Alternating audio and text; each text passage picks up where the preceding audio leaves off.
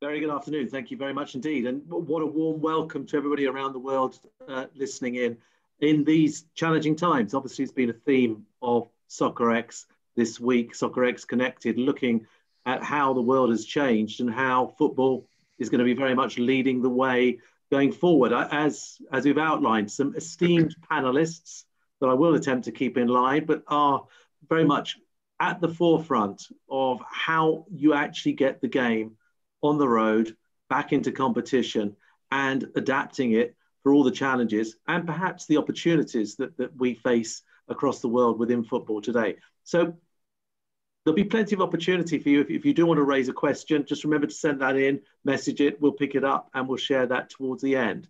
We've got 25 minutes or so. And we're going to start perhaps with looking to the AFC. Dato, you're right in the thick of it. You've got your Champions League. It's happening. It's bringing its issues. It's bringing its challenges.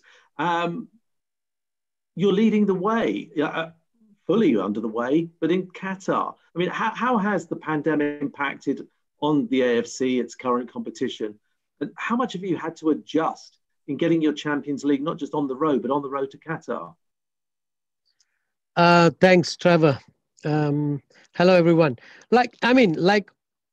Like almost all industries, the pandemic greatly impacted the AFC's competitions, but we made a swift decision, to ensure the safety and health of our players are protected, and this was our main priority at that point. And in fact, I believe that AFC was one of the first organizations to postpone its matches. One of the most important things that we did is to constantly engage and keep an open dialogue with our participating teams and clubs in our competitions. Yes, during this time, I believe some tough decisions had to be made, and we had to cancel our second-tier club competitions and also postpone some other competitions to 2021. But I'm pleased, as you mentioned earlier, that our AFC Champions League, the West Zone, is currently being played in Qatar. And there we have put in some strict, very, very strict health regulations, SOPs to protect the well-being of everyone. And you know that organizing such a competition is never easy. We needed to make sure that the weather itself is in the best conducive environment, and that was one of the reasons we chose Qatar with its air conditioning stadiums that we are using. 3 of them are World Cup stadiums. A lot of planning, a lot of strategy at stake, but really the most important thing is engaging with our stakeholders.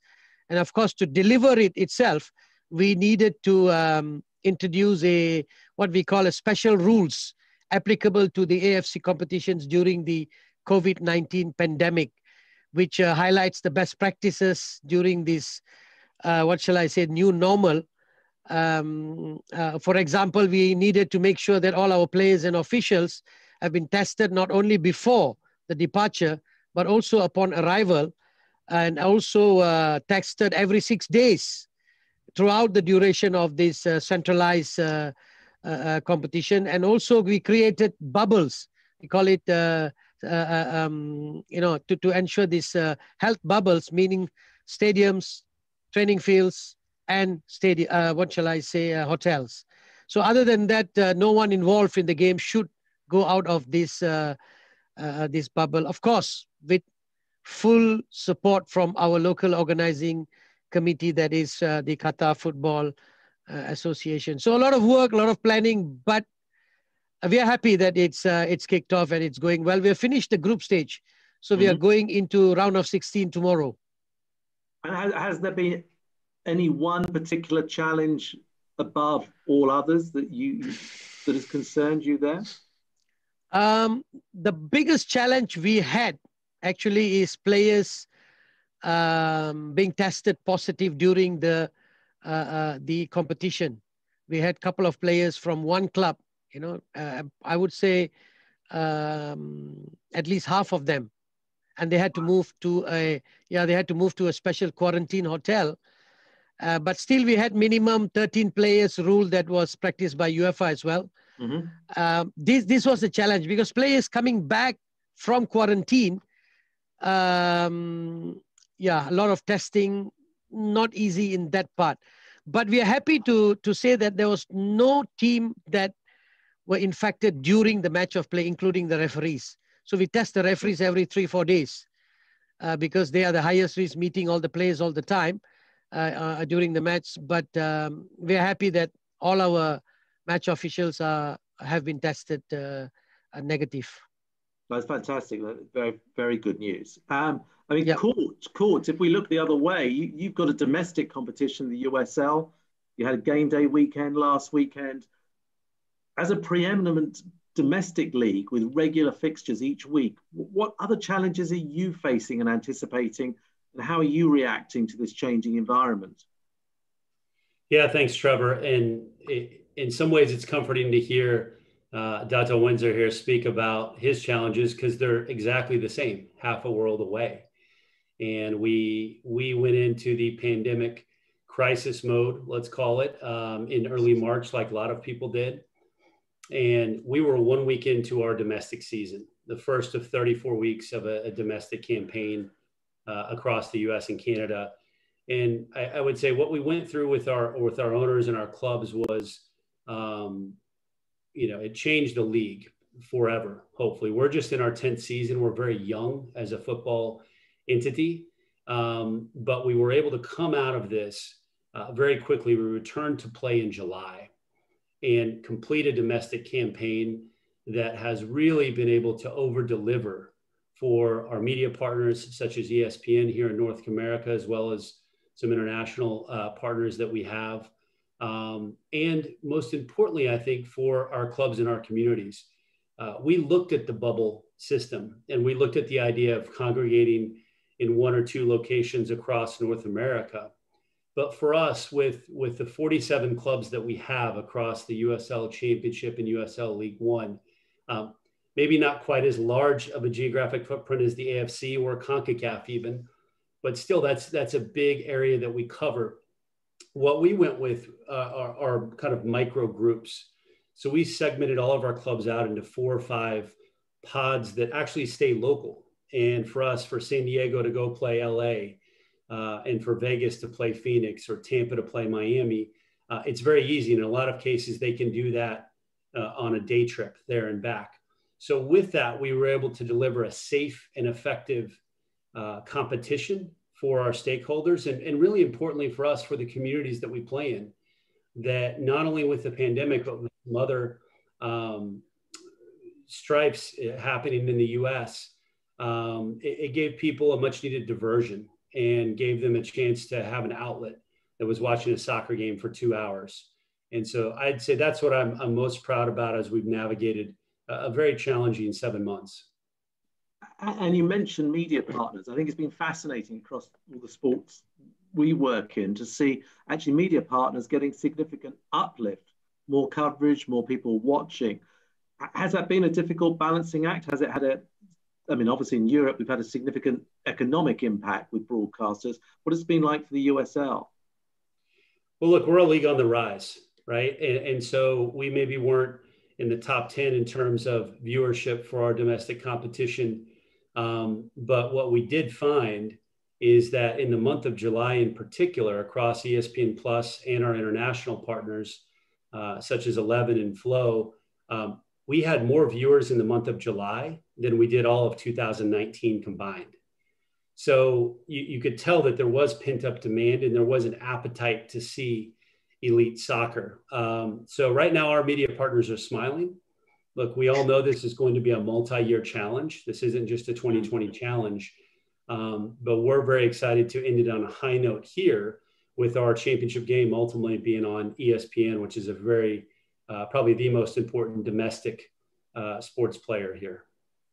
I think it's fascinating looking at the Champions League of the AFC. You with the USL, but Philippe, for you, a certain amount of luxury, maybe not too much, in being able to sit back and look ahead to an exciting Gold Cup, the World Cup in a few years' time, and the continuing growth of Concacaf. What is this doing to you and your planning as you look ahead? And perhaps do tell us a bit more about the Gold Cup next year and how you're learning from these type of experiences in planning ahead. Thank you, Trevor. And actually, if I may, I'd like to send a warm welcome to our Soccerex friends and congratulate them on putting together a great week of remote conversations and bringing the whole world together, the football world together through this great platform. I think it's been very well received and certainly interesting to follow. So congrats to all of you. And also, I'd like to extend congratulations to Windsor for getting the Champions League back running. I can understand what a gargantuan task that's been.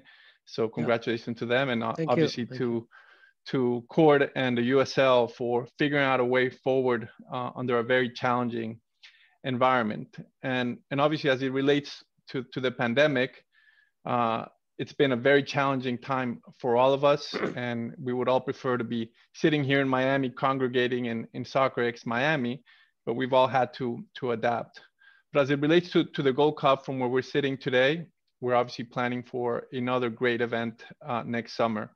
Last year's 2019 Gold Cup was a great, huge success.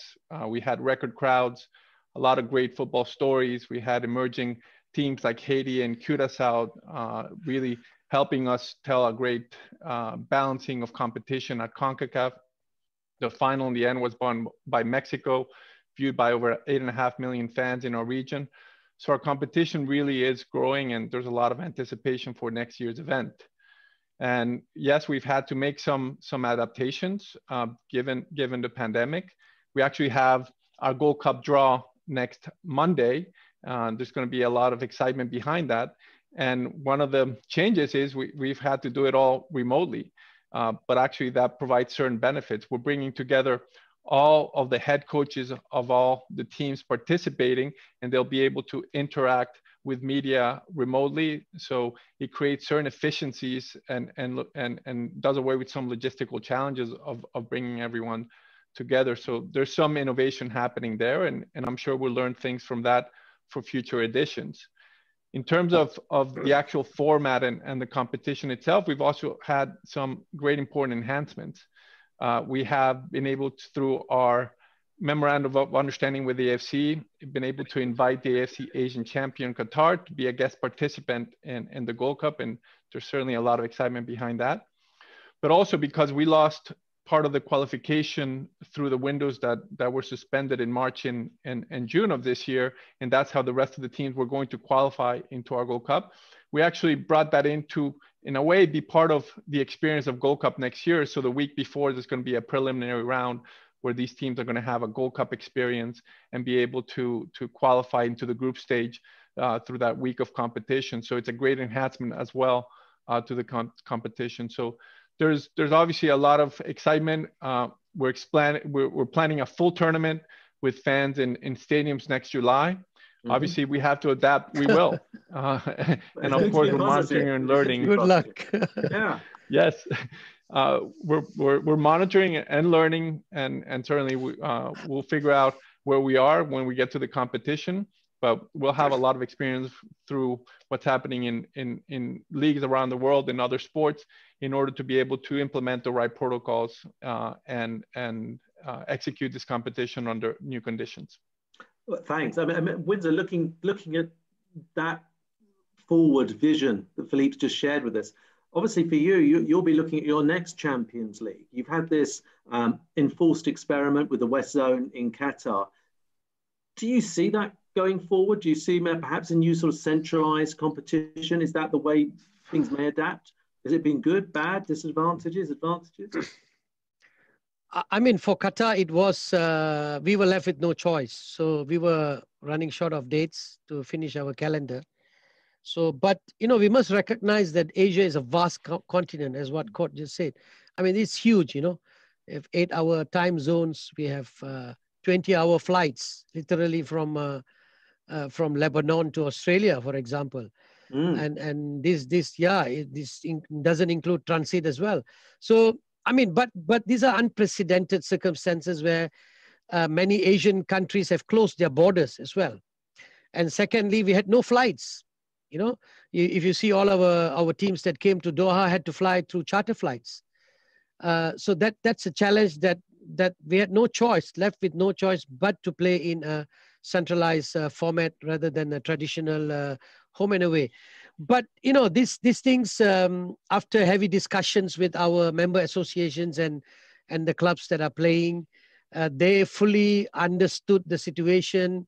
They knew that Asian football had to come back, and with the right with the right protocols in place, SOPs in place, we were able to do it in a centralized way. It was difficult. So I don't see that happening in a home and away, especially this year. Definitely not. Mm-hmm. So we had to play it in a centralized. But if you ask me next year, we have to monitor it closely. But definitely centralized events is definitely on the table for us, because we don't know when we will be sure that that borders will be open freely, flights will be regular, and those kind of logistical challenges for us, and that's something that we are monitoring. Of course, traditionally the home and away for club competitions and national team competitions are very important for our members. But like I said, we have to balance with the safety and also the health of the players. At this moment, if you would ask me, I would say it's too early to commit. Philippe was mentioning in July, you want to play with fans. I mean, that's really positive, man. I really have to give you a heads up. I wish I could say that, but at the moment, too early. We would definitely want our fans to come back. Formats are on the table. Centralized formats are definitely on the table. Has been very successful in Doha. But we just want to make sure that we complete these lessons learned. Huge learning curve, and then we restart Asian football. And definitely priority will always be the health and well-being of our players and also fans.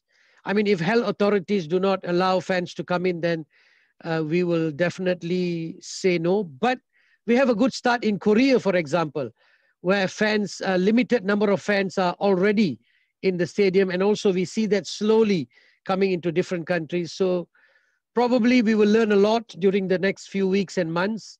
And hopefully in 2021, we'll be able to be in a better position to make a decision whether we continue to play home and away or we are forced to look at other options. Thanks. I mean, Court, you touched on that earlier in consideration as to whether to go to centralized location or to allow teams to carry on as normal. You found a balance, but you took the fans' views into account considerably. How have you managed to adapt your engagement with fans over the last 6 months since the virus really hit? Wow, we had huge fan engagement in the last few months. I mean, even without matches, we had record number of fan engagement, whether it's, definitely through social media, but we have been keeping them updated with our, progress of discussions, updated on what we are planning to do in the future and so on. So in the last few months, there was a huge anticipation that Asian football will be back. So we gave them what they wanted. And I'm really happy to see huge numbers at the moment in terms of fan engagement. Court, just echoing that, in terms of the USL, with the opportunities you've had, how have you been able to maximize fan engagement in these circumstances? Well, Trevor, I think at the end of the day, it comes down to your product on the field. Look, when the pandemic hit, we did some things with a Rocket League, digital soccer tournament, and e-gaming type tournament. We did some things with FIFA and that game, and those did well, and they filled some of the void. But at the end of the day, where we saw the spike in engagement was once the players hit the field, right? And once there was content to talk about, goals, saves, assists, arguments about the refereeing, all those things that really bring people into the sport is what we have to get back to in the core of the delivery. I probably spend 90% of my time these days focused on 21. And how do we make sure that as our league comes back, when it comes back, we make sure that balance of digital opportunity along with the in-game experiences there. Each of our different markets might handle it differently, no different than Windsor and Philippe has for their international competition. In San Diego, we may have closed door, and in Indianapolis, we may have 10,000 fans available, right? So it just depends. At the end of the day, we have to focus on getting back on the field and delivering a very premium product into the homes of people, into the second and third screen of people.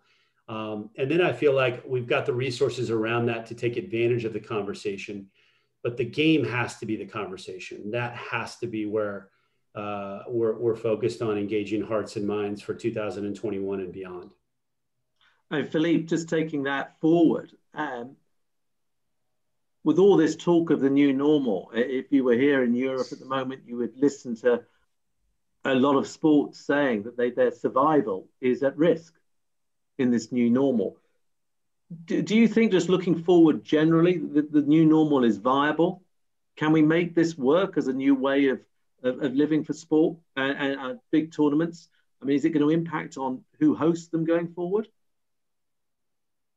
Look, Trevor, I don't think I would call playing in centralized locations or in state to be able to connect with their fans, and doing so in person is a huge priority, right? And obviously gate revenue will continue to be a very important driver for all teams and leagues around the world.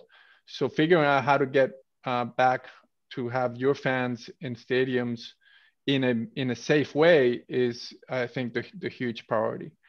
During this pandemic, we've been very lucky to have a great set of partners like Univision, like Fox, on the sponsorship side, like Scotiabank and Allstate. And they've been incredibly supportive of what we're going through and how we can together navigate through this time. I think the important thing is to be very proactive in the conversations, and the understanding that we're actually in this together has actually strengthened the relationship across with all our partners. So we'll figure out a way forward. I think what is the new normal, though, is how do we navigate going forward with the right protocols to ensure the safety of everyone involved, starting with the players and officials that are participating, and ultimately with fans. Windsor talked about the protocols that are being implemented in the centralized tournament going on. And obviously there's always learned lessons and best practices that we can learn from each other. So that is here to stay.